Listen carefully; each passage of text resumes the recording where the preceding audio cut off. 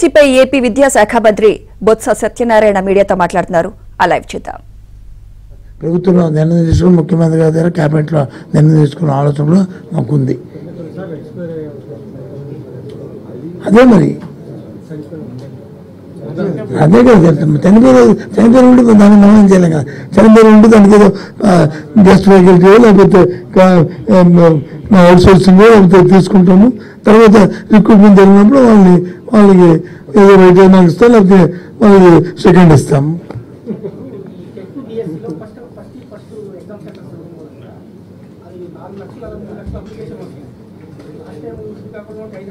అవును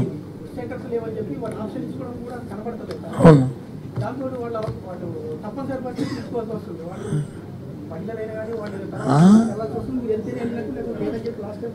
ఇప్పుడు విషయం ఏం కావాలి నీ ఉద్దేశం? నోట ఇప్పుడు ఈసారి అయితే నీ ఉద్దేశంలో రాష్ట్రంలో సెంటర్ మానేయమంటావా, లేకపోతే ఏ జిల్లాగా జిల్లా పెట్టి జిల్లాలో ఉన్నంత వరకు అన్ని రోజులు టెస్టులు పెట్టమంటావా? ఇప్పుడు సపోజ్ మీదే జిల్లా కాదు, నేను నేటివ్ ఏ జిల్లా? నువ్వు రాష్ట్రం గురించి మారుతున్నావా, జిల్లా గురించి మారుతున్నావా, అవుట్ ఆఫ్ ది స్టేట్? అయితే నువ్వేంటో అవుట్ ఆఫ్ ది స్టేట్ పెట్టద్దండి, తీసేయండి, రాష్ట్రంలోనే పెట్టండి, కాకపోతే 3 రోజులు పెంచమని అడుగుతావా? చెప్తే పరిశీలిస్తావు, అంతే కదా. ఏదో స్పెసిఫిక్గా ఉండాలా క్వశ్చన్ అనేది, ఇప్పుడు కూడా చాలా క్లారిటీగా అథెంటికేట్గా ఉండాలి, అంతేగాని నీ వేగ్గా ఉండకూడదు.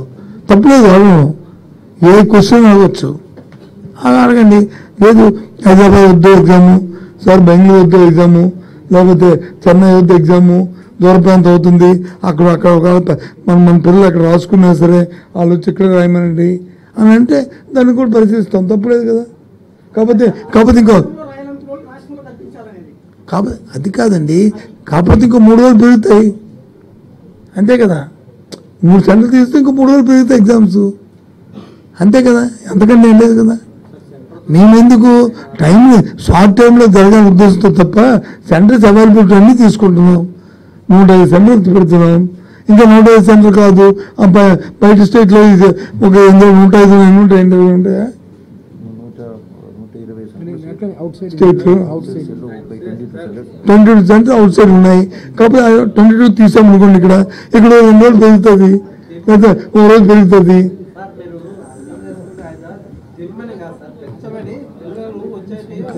పెంచడానికి లేదు, నీకు అర్థమవట్లేదమ్మా. సెంటర్స్ లేవు, అవైలబిలిటీ ఉంటే తీసుకోము. మాకు ఇక్కడ సెంటర్ ఉంటే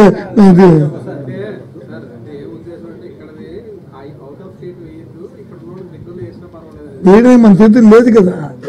ముందు ఇక్కడ కూర్చొని ఉన్నాను, ఎగ్జామ్కి వెళ్తాను, మీ అందరూ ఫస్ట్ ఛాన్స్ మీది.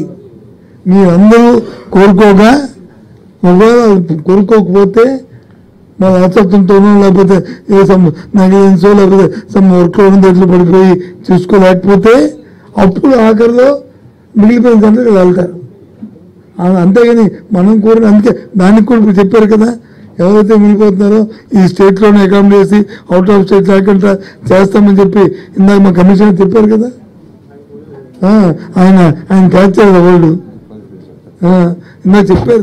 అంటే ఇప్పుడు స్టేట్లో కొంచెం వినండి, స్టేట్లో ఉన్న సిబిటి చేయగలిగిన అన్ని సెంటర్లు మేము ఆల్రెడీ ఇన్వెంటరీ చేసుకుని ఒక్కొక్క సెషన్లో 20 నుంచి 30 వేల మంది క్యాండిడేట్ రాసేటట్టుగా, అంటే ఒక రోజు యావరేజ్గా 50 నుంచి 60 వేల మంది రాయొచ్చు. 12 రోజు 12 × 60 ఇంచుమించు 7 లక్షల మంది క్యాండిడేట్లకు రాయడానికి, అంటే స్టేట్లోనే ఉన్న సెంటర్లు సరిపోతాయి మా అంచనాలు ఇవి. But out side state centre కూడా మేము ఎందుకు ఇస్తున్నాము, చాలా మంది క్యాండిడేట్ మాకు అవుట్ సైడ్ సెంటర్ కావాలని కోరుకున్న వాళ్ళు కూడా ఉన్నారు. కాబట్టి 2 ఆప్షన్ ఉంది, ఆప్షన్ మీ చేతిలోనే ఉంది. ఇప్పుడు 7 లక్షలు అంటే మీ అంచనా ప్రకారం ఎన్ని లక్షల మంది ఎగ్జామ్ రాయే అవకాశం ఉంది? ఇప్పుడు కంపేర్ చేయండి, talking about something that only TET. ఇప్పుడు మేము 7 లక్షల మంది రాస్తారని అంచనా వేసుకుని ప్రిపరేషన్ చేస్తున్నాము. వీఆర్ కాన్ఫిడెంట్ దట్ 7 లక్షల మంది అప్లికేషన్ పెట్టినా కూడా ప్రతి ఒక్కరికి స్టేట్లో సెంటర్లు, అందుకే డేట్ ఉంది, సెషన్ ఉంది, మీరు కోరుకోండి. మీ దగ్గర ఉన్న సెంటర్లో మీకు 27 నుంచి 9 వరకు 12 రోజులు 2 సెషన్ చొప్పున అంటే 24 సెషన్లు మీ పక్కన సెంటర్లో వస్తాయి. మీకు 24 చాయిస్ ఉంది. ఆ 24 సెషన్లు ఏదో ఒక సెషన్ నువ్వు కోరుకోండి, అప్లై చేసుకోండి. అది కూడా జరగకపోతే కదా మీరు చెప్పిన సమస్య. అంత అంటే అంత ప్రాబ్లం వస్తాయని నేను ఎక్స్పెక్ట్ చేయడం లేదు, ఎందుకంటే మా ప్రిపరేషన్ అలాగే పకడ్బందీగా ఉంది. ఓకే, అనుకుంటున్నాం. సో ఇంకేంటి మళ్ళీ చెప్పు.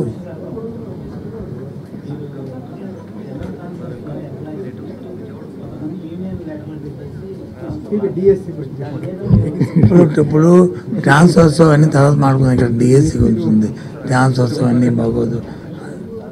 అదేం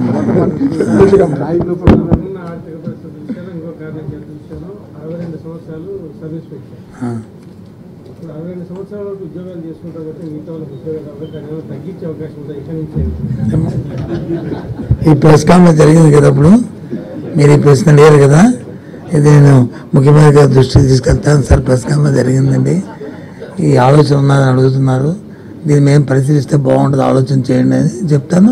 మళ్ళీ తర్వాత వచ్చి మళ్ళీ మీకు చెప్తాను. ఓకే, ఏదైతే మీ ద్వారా రాష్ట్రంలో ఉన్న ఎవరైతే డిఎస్సి పరీక్షలకి ప్రిపేర్ అవుదాం అనుకుంటున్నారో వాళ్ళందరూ కూడా దయచేసి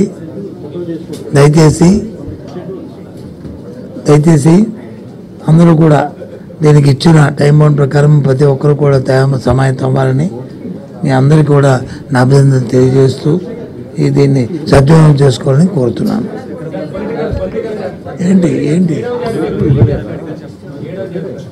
ఏడో చెప్తా, 6 జాబితాలకి మీకు ముందుగానే చెప్తే 7వ జాబితా కూడా ముందు చెప్తాం.